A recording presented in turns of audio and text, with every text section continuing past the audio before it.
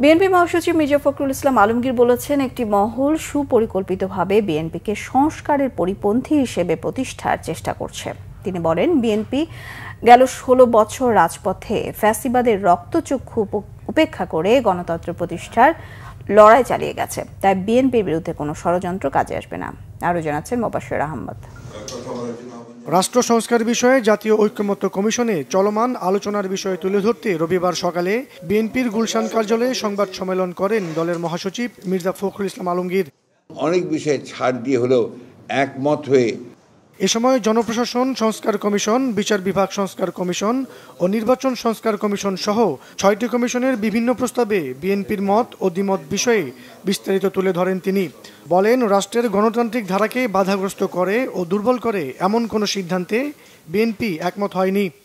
রাষ্ট্র পরিচালনায় গুরুত্বপূর্ণ কতিপয় প্রতিষ্ঠানকে শক্তিশালী করার নামে জনগণের নির্বাচিত সংসদ, নির্বাচিত সরকার তথা রাষ্ট্র কাঠামোকে দুর্বল ও অকার্য করার কোনো প্রস্তাবের যুক্তিসঙ্গত বিরোধিতা সংস্কারের মূল উদ্দেশ্যের সাথে সঙ্গতিপূর্ণ বলেই আমরা মনে করি।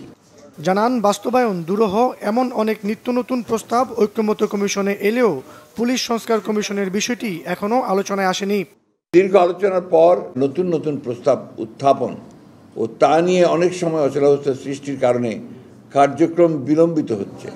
মির্জা ফখরুল ইসলাম আলমগীর অভিযোগ করেন, সুপরিকল্পিতভাবে বিএনপিকে সংস্কারের পরিপন্থী হিসেবে প্রতিষ্ঠার চেষ্টা করছে একটি মহল।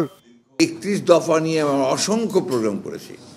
জনগণের কাছে যাওয়া হয়েছে, আপনার সুধী সমাজের কাছে যাওয়া হয়েছে, সুশীল সমাজের কাছে যাওয়া হয়েছে, তাদেরকে বলা হয়েছে।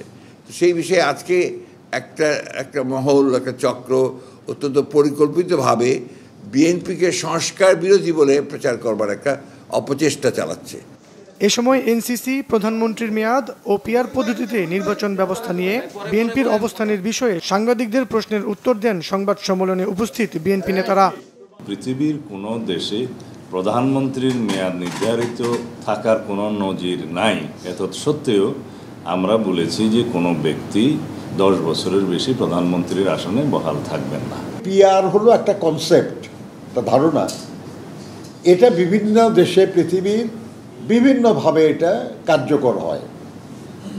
এখন যারা পিআরের কথা বলতেছেন তারা কিভাবে সেই পিআর বাস্তবায়ন হবে এই ব্যাপারে কোনো কথা বলছেন না। তাহলে এ সম্পর্কে একটা অস্পষ্ট ধারণাই থেকে যাচ্ছে। এক ব্যক্তির ক্ষমতা কেন্দ্রিক রাজনীতি বিএনপি সমর্থন করে না বলেও জানানো হয় সংবাদ সম্মেলনে। মোবাশ্বের আহমেদ, বাংলা ভিশন, ঢাকা।